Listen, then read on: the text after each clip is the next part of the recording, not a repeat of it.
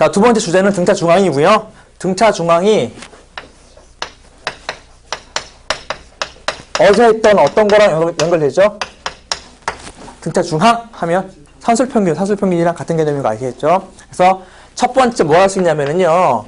A, B, C를 우리가 등차 수열이라고 말할 때 가운데 항인 B값을 찾는 것이 등차 중앙의 목적이에요. B값. 그래서 이 B를 찾는 거예요. 가운데 항. 근데 어떻게 찾아내냐면 어제는 이제 산술평균 2분의 A 플러스 C라고 외웠었지만 찾아내는 방법이 뭡니까? 이렇게 D식을 더하는 거잖아요. D식. 이렇게. 즉 다시 말해서 B에서 A를 뺀 게 D가 되겠죠. 당연히 C에서 B를 뺀 게 D가 되겠죠. 그럼 결국 이 두 개가 지금 같은 거잖아요. 같은 거니까 어떻게 합니까? 똑같이 어제 했던 것처럼 이 B는 A 플러스 C가 됨으로써 공식이 나오는 거죠. 그래서 뭐 아무것도 아닌 공식입니다. 그래서 B는 2분의 A 플러스 C라는 등차 수열의 공식이 나오는 거고 요것을 이제 점화식으로 표현하게 되면 점화식 표현 이렇게 됩니다. 이렇게 할까요? 숫자를 AN 플러스 1항, AN 플러스 2항 이렇게 해서 방금 했던 것은 연속하는 두 개 항 사이의 관계식이었죠. 이번에 연속하는 세 개 항 사이의 관계식 쓸 건데 이 공식 그대로 쓰면 됩니다. 그래서 2AN 플러스 1 가운데 항에 2 곱한 것이 양쪽 두 개 항이랑 곱한 거 똑같으면 얘도 점화식의 표현에 의해서 등차 수열입니다 라고 말할 수 있죠. 그러니까 등차 수열에 대한 표현이에요. 다 어렵지 않죠. 자, 그런데 더 많이 나오는 것은요. 이것보다는 이런 게 잘 나와요. 세수가 등차 수열일 때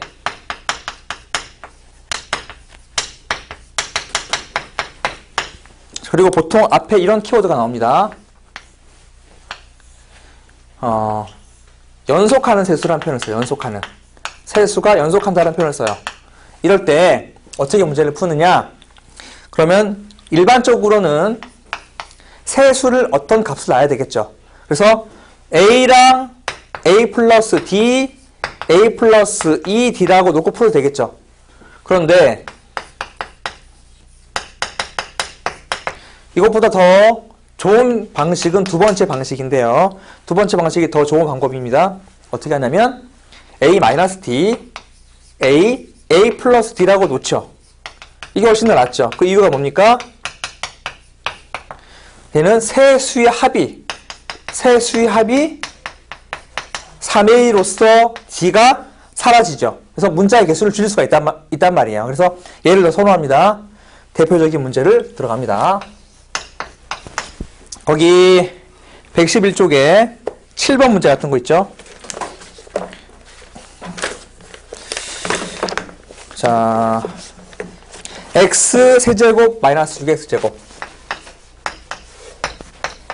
그리고 플러스 kx 마이너스 6은 0이 세실근이 등차수열 이룰 때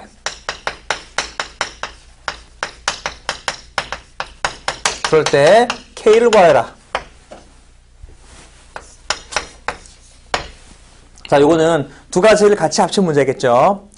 세실근이 등차수열 이룰 때라는 키워드가 보이시면서 동시에 3차 방정식이니까 얘는 3차 방정식의 근과 예수와의 관계 이용해서 문제 풀면 되겠죠. 그래서 첫 번째 할 일은요. 세실근을 뭐라고 놓습니까? 이렇게 놓는 거예요. 세실근을 A-D A 플러스 D라 놓는다. 첫 번째 할 일이고 두 번째 할 일은 3차 방정식의 근과 계수와의 관계로 문제 풀겠죠. 자, 이거는 설명 따로 안 할게요. 기본 공식이니까. 그래서 첫 번째 토탈 세 가지를 조사하는 거죠. 세 가지를. 세근의 합. 즉 세 개를 더하면 아까 말했지만 D가 사라지고 3A만 남죠. 3A가 마이너스 A분의 B 하면서 6 돼버리니까 A가 2 되는 것을 알 수가 있죠. 그 다음에 K를 구하는 게 두 번째니까 얘부터 먼저 합시다. 세근의 곱. 세근의 곱은 자, 여기 2가 돼요. 2. 그럼 어떻게 됩니까? 2 앞으로 땡기고 요거 두 개 하면 합차되는 거 보이시죠? 합차. 2, 4 마이너스 d제곱. 이렇게. 요것이 마이너스 a분의 d니까 6 되어버리죠. 그래서 d값이 나오는 것 알겠죠? 넘기면 d제곱이 1이니까 d는 풀마일 되죠. 풀마일. d는 풀마일 됩니다. 근데 뭐 상관없는 게 이런 거예요. 뭐 마이너스 1로 하면 3, 2, 1 돼버리는 거고 플러스 1로 하면은 1, 2, 3 돼버리잖아요. 아, 세수는 그냥 1, 2, 3이라는 걸 알 수 있죠? 맞습니까? 플러스 1, 2, 마이너스 1은 값이 똑같아진다고요. 1이라고 치면은 1,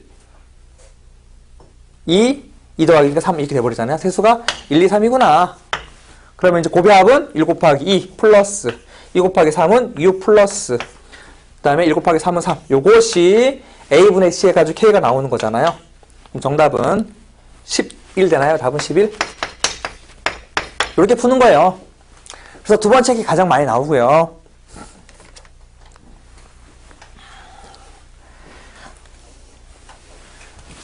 자, 뭐 요거랑 조금 별도로 내수가 등차일 때도 뭐 잘 나오진 않지만 그래도 알고 넘어갈게요. 세 번째, 연속하는 내수가 등차 수열 이룰 때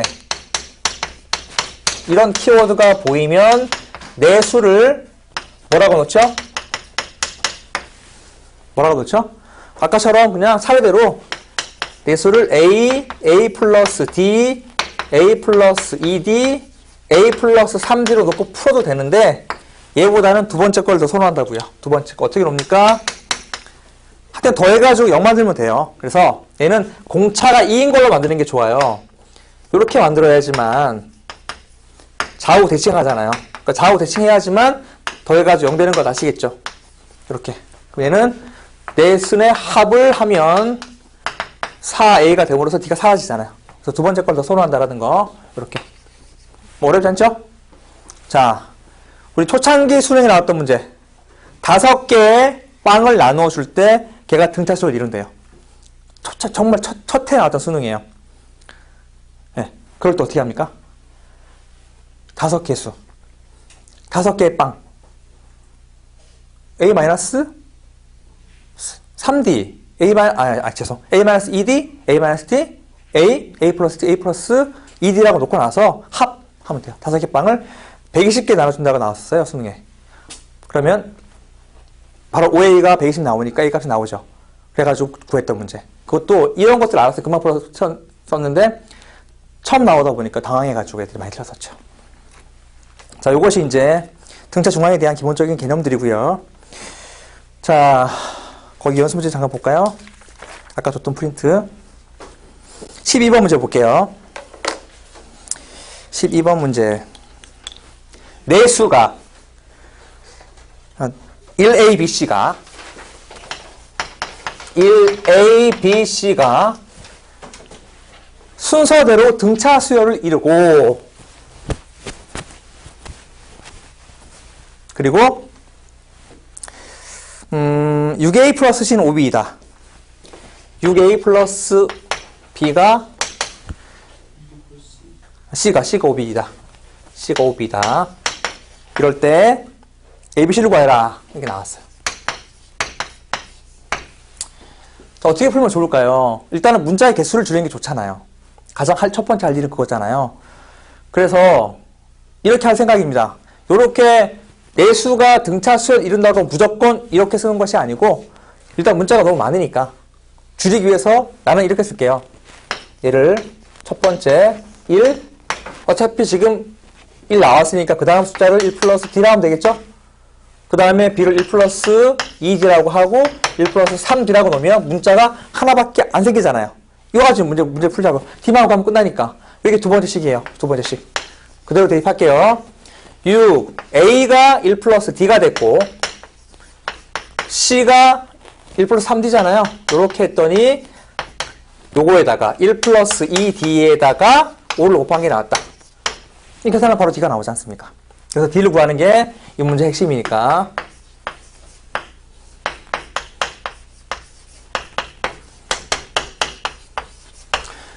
9D 넘어가니까 D가 바로 나오네요. D값은 넘어가서 7 빼기 5니까 2가 바로 나오는 것이고, 그럼 정답은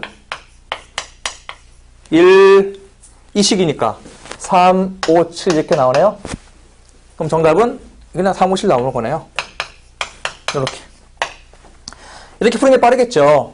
등차 중앙 이용해가지고 뭐 A, 2A는 1 플러스 B, 뭐 B는 2B는 A 더하기 C, 세 개를 연립하는 것보다 이게 빠르겠죠. 그래서 무조건 이런 식으로 공식을 대입하는 것이 아니라 수열을 공부할 때는 어떻게 하면 문자의 개수를 줄일 것이냐, 어떻게 하면 빨리 규칙을 발견할 것인가 고민하셔야 됩니다. 그게 수열 공부하는 목적이기 때문에 그래요. 자, 됐죠? 정리할게요.